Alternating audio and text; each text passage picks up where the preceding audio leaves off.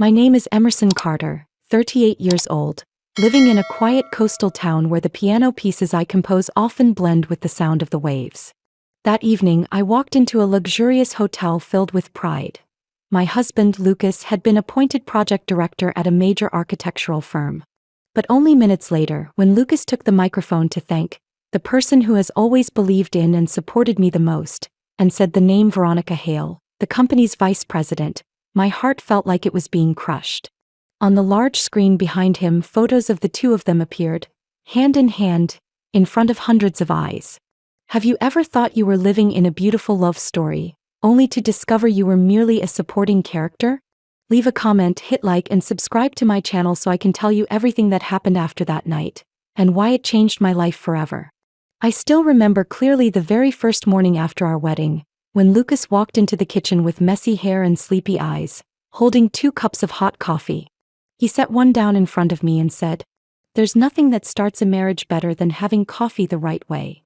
From that day on for 12 years, every morning he made me a cup of coffee with exactly 3 spoons of cream and a dash of cinnamon, as if that flavor had become an inseparable part of our life. In return, I always made sure the fridge was stocked with the strawberry jam he loved to eat with toast.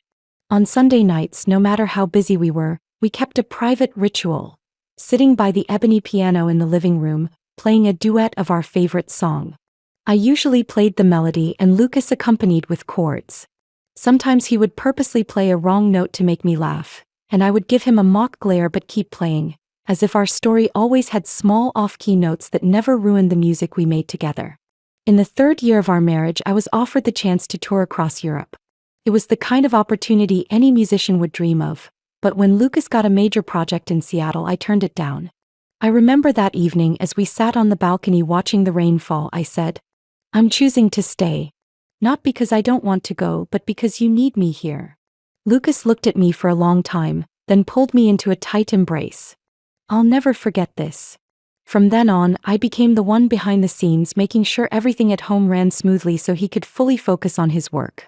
I managed all our finances, from the mortgage, insurance to saving for the future. He often said the reason he could work with peace of mind was because of me. Our biggest plan was to open a community music school in the suburbs, where houses had red roofs and tree-lined streets. We dreamed of a 2-story building with bright classrooms, a small concert hall, and a garden where students could practice outdoors in summer. Every time we passed an empty house, Lucas would take my hand and say, "Do you think this place would have enough rooms for a small orchestra?" I would smile, imagining the sound of violins, drums, and laughter echoing down the hallways. In the early years, we didn't have much. I taught extra classes in the evenings and on weekends, while Lucas worked for smaller firms to build his experience. But every month, we still set aside a small amount for our school fund, a large glass jar in the living room filled with crisp $20 bills and loose change. Every few months, we would deposit that money into our joint savings account. On some winter nights when snow fell thick outside, we sat by the fireplace calculating costs. Land rental, renovations, buying instruments, hiring teachers. Lucas always said, "We'll get there. We just need to be patient." I believed him the way I believed in every note I played. We faced many hardships together. My mother passed away from heart disease, his father had an accident and needed surgery. Each time we held on to each other even tighter, reminding ourselves that material things could weigh us down, but love and connection were what kept us standing. Lucas always seemed interested in my work. He often stopped by my piano classes at the end of the day, leaning against the doorframe and waving to the students. Once, a little girl whispered to me, "He looks at you like in those romantic movies." I laughed, feeling lucky to have a husband who was not only smart and calm but also proud of me. During the holidays, instead of expensive gifts, we chose to make memories. One year, Lucas took me to a small town in Oregon and rented a cabin by the river. We cooked Christmas dinner together, opened wine, and played piano for each other. When I asked, "Do you think we'll always be like this?" Lucas bent down, kissed me, and said, "I can't imagine any other future." It was because of moments like that that I never doubted him. I believed our marriage, with its simple yet solid routines, was a fortress that couldn't be broken. Lucas was my husband, my companion, the person I thought would walk with me until the end of my life. But looking back, I realized something. Even the most familiar piece of music, if you listen closely, can hold notes the player has deliberately hidden. And in the song of our marriage, those hidden notes had started playing long before I noticed. Everything began to change quietly, as if someone had subtly adjusted the rhythm of the piece I'd been playing for 12 years. In the past 6 months, Lucas had been coming home late more often. At first, I thought it was the pressure of his new major projects.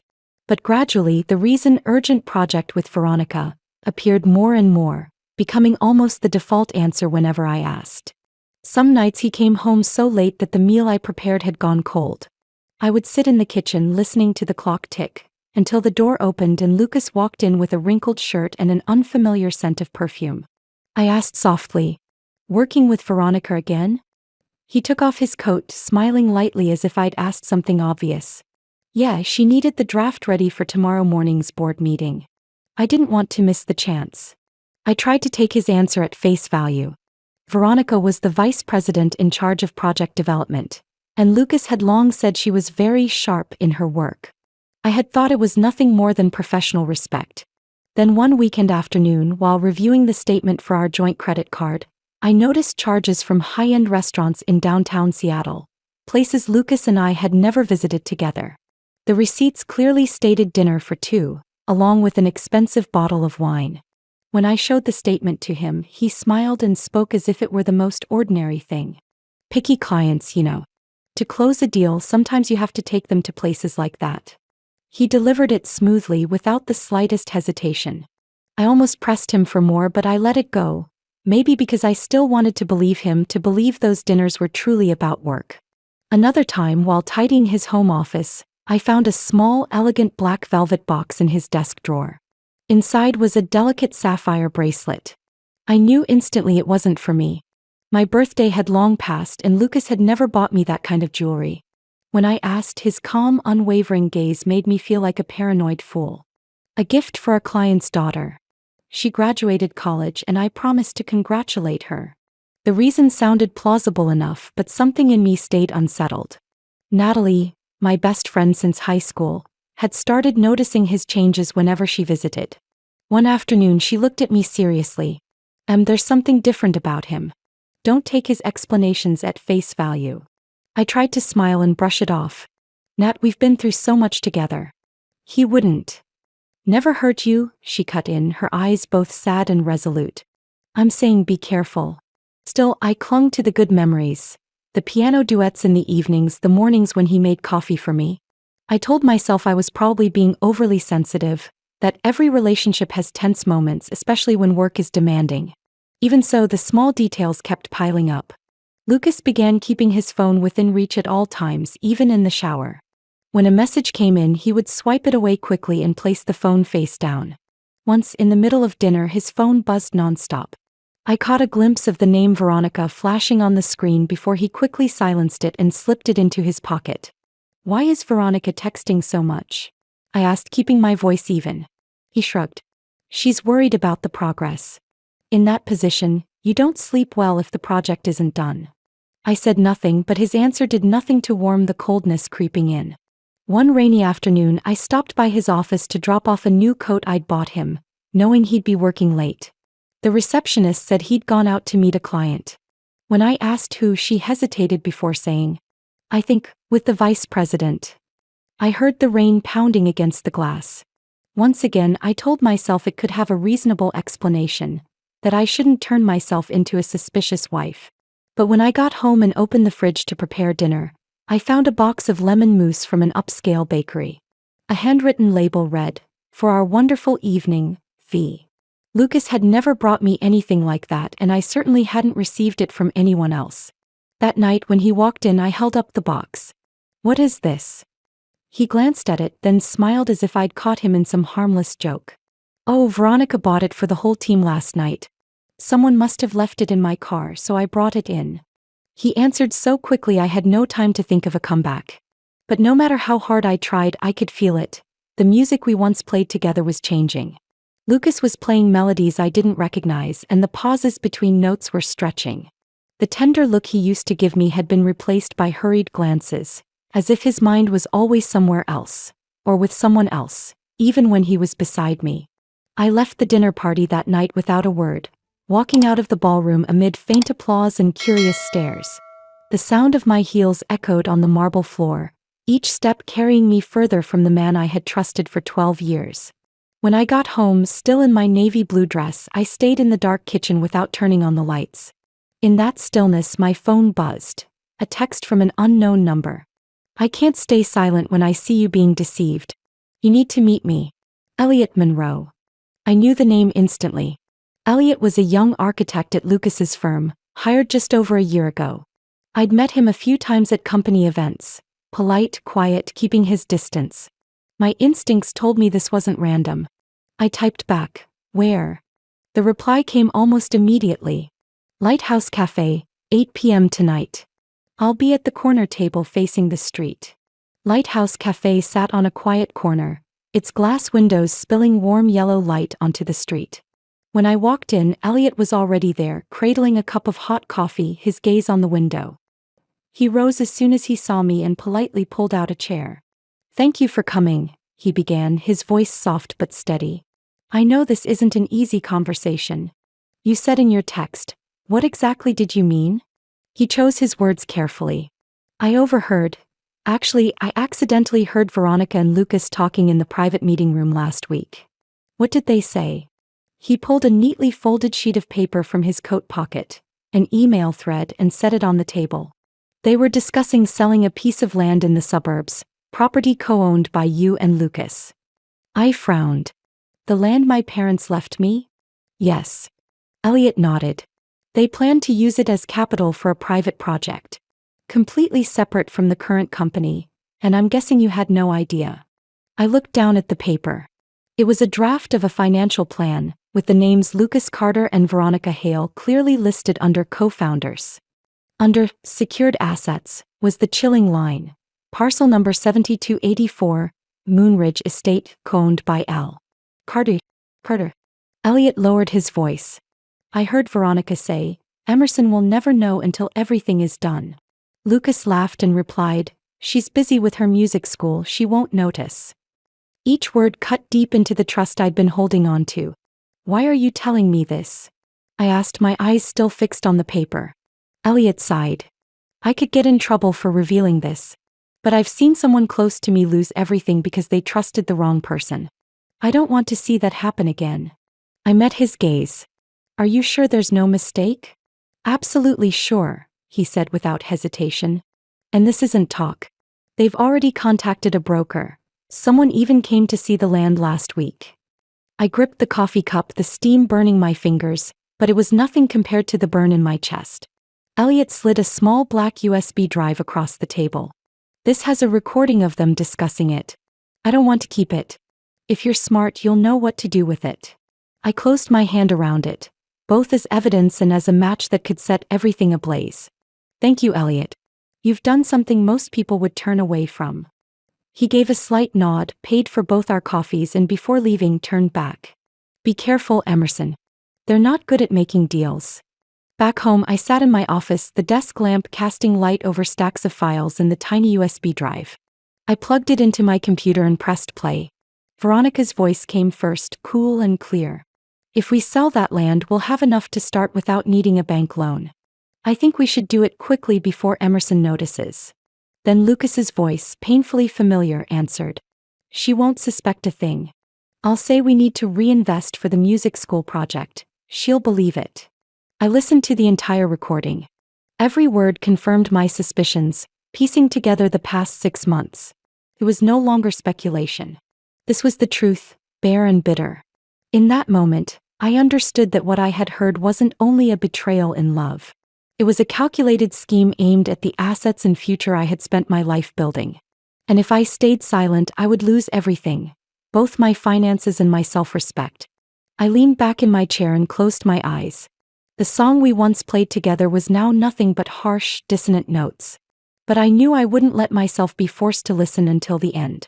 I spent the entire night after meeting Elliot sitting at my computer, opening every bank account and credit card. The numbers on the screen, once familiar, now glared back at me like damning evidence. In the statements, I saw cash withdrawals of several hundred, even several $1,000s scattered across different days. Transfers to unfamiliar accounts not in our budget, and purchases at stores and restaurants I had never been to. There was a payment at a women's boutique in Portland for over $1,200. Another bill from a lakeside resort 3 hours from Seattle. On the exact weekend Lucas said he had an architecture seminar in Spokane. All of it lined up with the times I had noticed him away from home for days. I printed out all the statements, arranged them into separate files, and marked the suspicious transactions in red ink. Looking at them piled on the table, I felt as if I was holding the score of a meticulously staged symphony of betrayal, waiting for the conductor to turn the page. The next morning I called Harper Gray. I had heard her name from a friend of Natalie's, someone who had escaped a deceitful marriage thanks to her. Harper was known not only for her mastery of divorce and financial law, but also for her fierce determination in protecting her clients. Her voice was deep and decisive from the very first sentence. "I hear you need help. Tell me everything from the beginning." I brought the entire stack of statements and Elliot's USB drive to Harper's downtown office.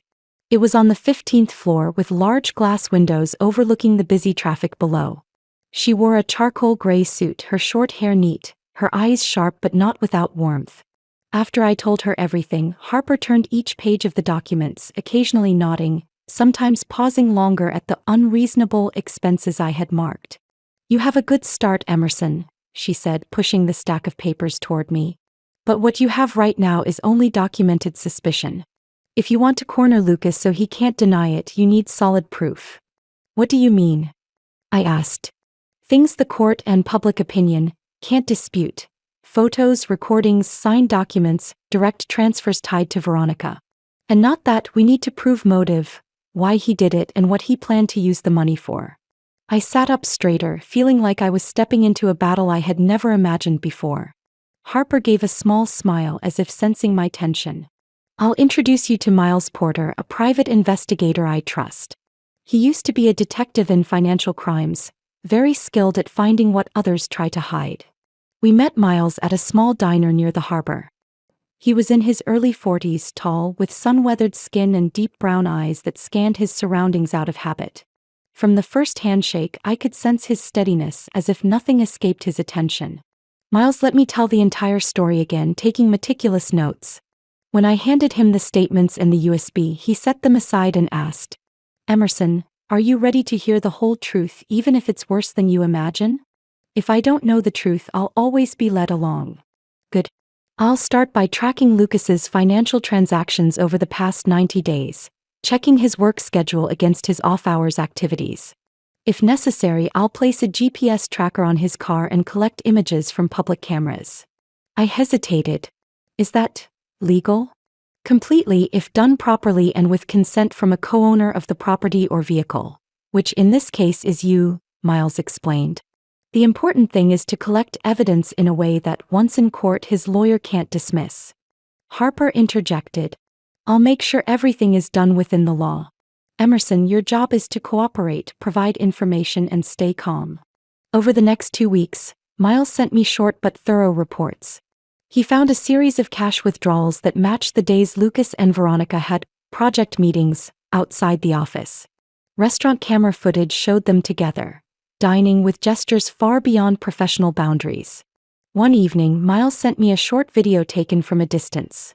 Lucas and Veronica leaving a boutique hotel in the Capitol Hill area, his arm around her waist, smiling as she whispered something to him. I watched the clip several times, not out of surprise, but because I needed to etch the truth into my memory, so I would never soften again for his smooth explanations. 3 days later, Miles asked me to meet him at his small office, where the walls were covered with maps, photos, and whiteboards full of notes. He pulled out a chair for me, then placed a thick file on the desk. "Emerson, you should prepare yourself. I think you need to know everything." I opened the file. The first page was a series of photos of Lucas and Veronica together. Not evenings after work like I'd seen before, but trips away. One photo made me stop cold. A wooden cabin by Whistler Lake, the autumn sky ablaze, and Lucas unloading a suitcase from the trunk. Veronica stood close beside him, her arm on his shoulder, both of them smiling as if the outside world didn't exist. I remembered that weekend well. Lucas had said he needed to go to Spokane for an architecture conference, told me to stay home, relax, and treat myself to a few days off. I had believed him, even packing him breakfast to take along. Now this photo was like a mirror reflecting my own naivety. Miles flipped to the next section of the file, pointing to a stack of notarized documents. This is more important. I found the registration for a new company called Hale Carter Design Group. Veronica is listed as CEO. Lucas is co-founder and creative director. Carter, he used my last name? And here's the part that bothers me most. He pulled out a copy of a loan agreement. In the collateral section, Lucas used the Moonridge property, the inheritance from your parents, as security. My eyes went wide at the printed line. Collateral. Parcel number 7284 Moonridge Estate, co-owned by Emerson Carter and Lucas Carter. Below was Lucas's signature, signing my name as well. He forged my signature? My voice trembled with a mix of anger and disbelief. Based on the signature samples from your driver's license and home purchase documents, yes. This is a serious criminal offense. He could be prosecuted, Miles said. I leaned back in my chair, taking a deep breath, feeling both chilled and burning. The Moonridge property wasn't an asset. It was my last living memory of my parents. My father used to take me there every summer, teaching me to identify each tree along the shore and to listen to the morning bird song. After my parents passed away, I kept the land untouched, planning one day to build an outdoor music academy there. And now Lucas had turned it into a bargaining chip in his scheme with Veronica. Miles sat quietly, giving me time to compose myself, then continued. I also discovered that Veronica is secretly approaching key staff and longtime clients of Davidson Hale, their current firm, offering higher salaries and lucrative contracts if they move to the new company once it launches.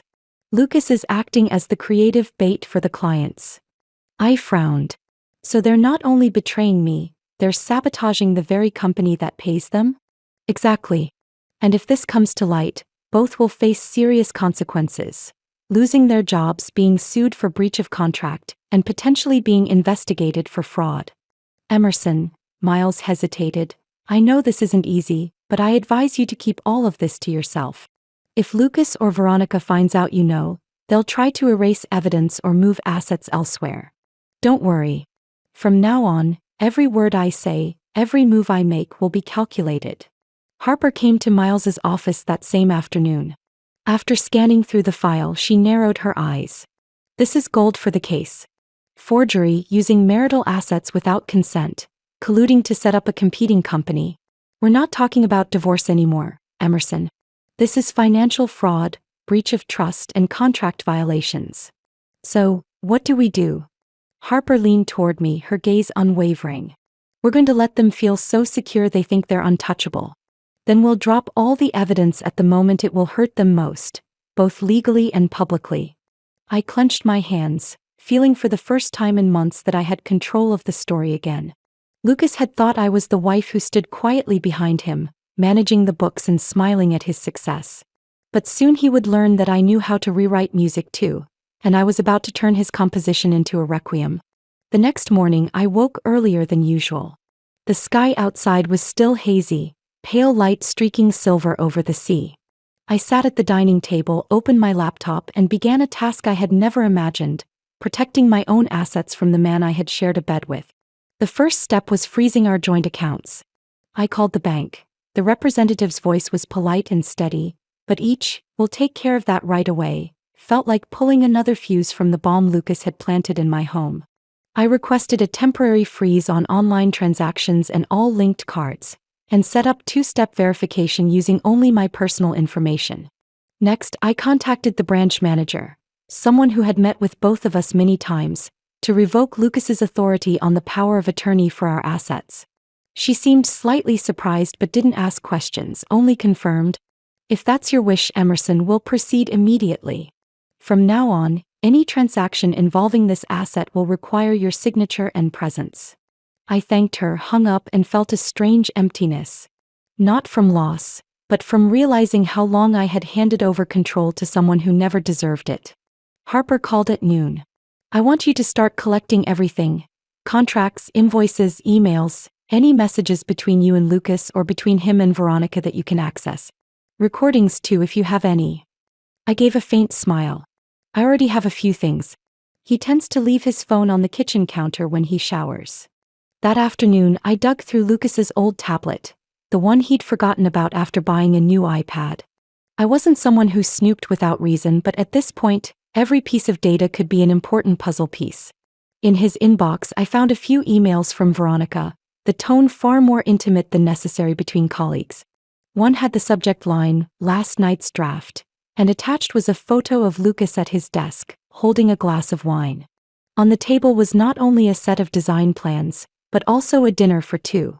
I transferred every email to an external hard drive, labeling the time and subject carefully. Then I opened the recording app on my phone and replayed the clips I had captured when Lucas accidentally left his phone on speaker. Once I'd heard him tell Veronica, "Don't worry, Emerson will sign. She trusts me completely." At the time I thought I had misheard. Now that sentence was undeniable proof of his arrogant confidence. That evening Harper and I met at her office. On the table we spread out every photo, email, statement, recording, and the paperwork for the new company. Harper pushed her glasses up the bridge of her nose and looked at me. "Emerson, this is a complete case file. If we filed it right now we could win big. But I want to wait." "Wait for what?" I asked. "For the moment when they feel most secure. When both Lucas and Veronica believe no one can touch them. Hitting them then will make them lose everything in a single day." Harper was right. This wasn't about divorce. This was a fight that needed an outcome so decisive they couldn't recover with either reputation or money. In the days that followed, I lived two parallel lives. In front of Lucas, I was still the composed wife, asking about his work, making dinner, letting him believe I suspected nothing. But the moment he left the house, I became the evidence gatherer, calling Miles for updates, sending Harper new documents, checking every new transaction. One evening, Lucas came home late, the faint scent of unfamiliar perfume clinging to his collar. He said he was preparing for the company's big presentation. I smiled, poured him a glass of red wine, and made small talk. In my mind, the plan was already taking shape. That very presentation would be the stage for their downfall. I knew I was no longer the woman who believed every word her husband said. I was rewriting my story, and this time, every word would be mine to choose. 2 weeks later, I stepped into the grand hall. The warm gold light spilling over every vaulted ceiling, the soft clink of crystal glasses mingling with polite laughter. It was all like a glittering tableau built to glorify Lucas and his sustainable future project. But for me, this wasn't the launch of a new company. This was the stage where their true faces would be exposed. I wore a navy satin dress that caught the light with every movement. Each step through the crowd was steady, but underneath was a current ready to break. Lucas stood at the podium, his voice low and confident. "We believe Davidson Hale will redefine the way the world views sustainable architecture." Veronica sat in the front row, her golden hair in soft waves, her smile radiant as if the event belonged to her alone. The VIP guests nodded, a few glancing my way as they noticed me standing in the corner. When Lucas proudly spoke about long-term vision, the back doors opened. 2 process servers in plain suits walked straight to the podium, their strides deliberate. The click of their shoes on marble echoed through the hall, now silent. The taller one spoke evenly, "Lucas Carter?" "Veronica Hale." Lucas hesitated, then gave a polite smile. "Yes. You've been served. Civil summons for financial fraud, breach of business contract, and misuse of marital assets." The microphone carried his words across the hall. Veronica's face drained of color, and Lucas tried to stay composed, but his hand clenched the papers so tightly the veins stood out. I stepped from the rows of chairs toward the stage, the sound of my heels matching the rapid clicks of camera shutters. When I stopped a few steps away, I looked him straight in the eye. "This is for the land my parents left me, and for the 12 years I gave up my career for you to destroy." The hall was so quiet I could hear the sharp intakes of breath. Some guests whispered while news cameras turned toward me. I didn't need to shout. Every word carried enough weight to press down on the room like a heavy fog. Lucas looked toward the crowd as if searching for a way out, but the faces of former colleagues and clients were cold. One former board member smirked. "I told you not to touch marital property." Veronica bowed her head, lips trembling, still trying to keep her composure. From the back of the hall, Harper gave me a small nod. She didn't need to speak. I knew we had struck at exactly the right time. The complete file, photos, and financial evidence had already been sent to both the court and the press. A reporter stepped forward. "Mr.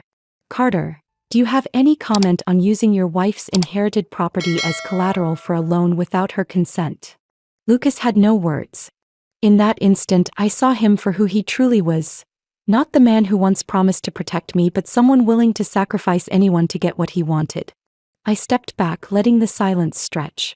The whole hall hung in that suspended moment, and I knew Lucas and Veronica's image would never be whole again. On the morning of the True Note Academy opening in the prep room, I faced the mirror, adjusting the cream silk scarf at my neck. In the reflection, I saw a woman who no longer trembled at the past. Every corner of the room carried sound. The piano being tuned, the laughter of the first students, the light breeze through the tall windows. Harper arrived early, carrying a bouquet of white lilies. She set them on the table and smiled. "You look ready." I replied calmly, "Ready for a real beginning." Miles was there too, leaning against the doorway, eyes glinting with humor. "You know, there's local press here today. They want to write about the woman who turned a fall into a new song." I smiled faintly. Let them hear the story through the music. Outside, the seats were full. Local families, donors, and a few old friends who had known me before any of this happened. I even recognized a few faces from Lucas's former board, sitting in the back, silent but curious. When the ceremony began, I stepped onto the small stage. No grand microphone or LED screen, just a piano in the center, warm light spilling over the keys. I set my hands on them, letting the opening notes fill the room, a piece I had written in the days when I thought I had lost everything. Midway through, I paused and looked at the audience. True Note is not a music school. It's a place where I believe everyone has the right to live true to their own melody, even if it's been interrupted or distorted. A round of applause filled the room. I saw Harper give a subtle nod and Miles let out a soft whistle. After the ceremony, groups of students were led into their new classrooms. The walls were painted in warm tones, bookshelves lined with textbooks and photos of legendary musicians. In the corner, an old violin, my parents' gift, was displayed in a glass case with a small plaque, "For honest beginnings." While I was speaking with a parent, an older man approached. He had once been on Lucas's board of directors. He spoke slowly. "I thought you'd disappear after that collapse. Today I see I was wrong. Sometimes loss is the only way to reclaim something more important, yourself." That afternoon, after the guests had gone, I stayed alone in the music room. The late-day sunlight streamed through the window, spilling over the black and white keys. I sat down and played the same melody from that morning, but this time without the weight. Outside, life went on. The media was still reporting on the state licensing board's investigation into Veronica, and Lucas was fighting for permission to practice in another state. But within these walls, I had something they could never buy: unconditional peace. Miles poked his head through the door. "Celebrating tonight?" "To celebrate what we've kept, and the notes not yet written." He laughed. "That's the Emerson I know, the one who always knows how to end a chapter with an open chord." The sea breeze slipped through the large hall windows, carrying the gentle scent of salt and the distant sound of waves. I sat at the grand piano, my hands resting lightly on the cool keys. Afternoon light poured through the glass, coating everyone in warm gold. Harbor Dawn began with low notes, like the deep breath of early morning, then unfolded into brighter, stronger sounds. I had written it in my hardest days, when I thought I'd never find a peaceful harbor of my own. Today I played it not only for myself but for everyone who had walked through darkness to find light. As the melody carried me further, I glanced toward the front row. Natalie sat there, her blonde hair neatly tied back, her blue eyes shining with unspoken pride. Harper sat with her arms crossed, head tilted, lips curved in the smile of someone who knew exactly how hard I had fought to get here. Beside them, Miles nodded to the beat, tapping his knee, his polished brown shoes catching the light. Then, among the familiar faces, I saw someone else. Graham Ellis. Toward the back of the hall, he lingered with his hands in his pockets, tall, lean, and steady. The same warm gaze, the way he looked as though he was truly listening, not to the music but to the story in each note. My heart skipped a beat. We had met during late evenings at the small cafe down the street, when he was still in town finishing an unfinished novel. Unplanned conversations, Sometimes a few words about books or the ocean breeze had been enough to make me feel seen. He left before I had finished my plans with Lucas, and I hadn't expected to see him again. My fingers glided over the keys, bringing the piece to its climax. Chords crashed like waves against rock, then softened unexpectedly, opening into an ending as light as morning mist. In the silence before the applause, I looked up. Graham was still there, a small smile on his lips. No urging, no demands, simply present.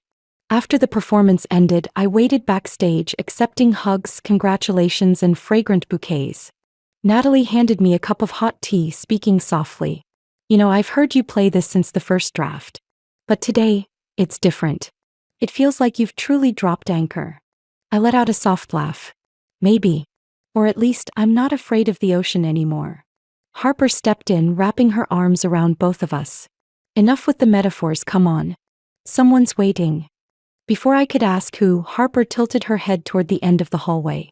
Graham was leaning casually against the wall, hands still in his pockets as if he could stand there all day. I walked toward him, step by steady step, without rushing. Long time no see. I heard about the academy, and about today's performance, he said, his eyes never leaving mine. I thought, if I didn't come, I might regret it for the rest of my life. Silence stretched between us for a few seconds, broken only by the murmur of conversation and the echo of guests' footsteps. How long are you staying in town? I asked. Not sure. Maybe longer than planned, if there's a reason. I smiled without answering. Instead, I nodded toward the lounge where the students were laughing. Come in, everyone will want to meet you. He followed but kept just enough distance to let me know he wouldn't push his way in unless I was ready. Amid the lively hum of the gathering, I realized I didn't have to define everything right away. My life had once been consumed by plans, expectations, things that had to be right by someone else's standards. Now I could let things unfold naturally.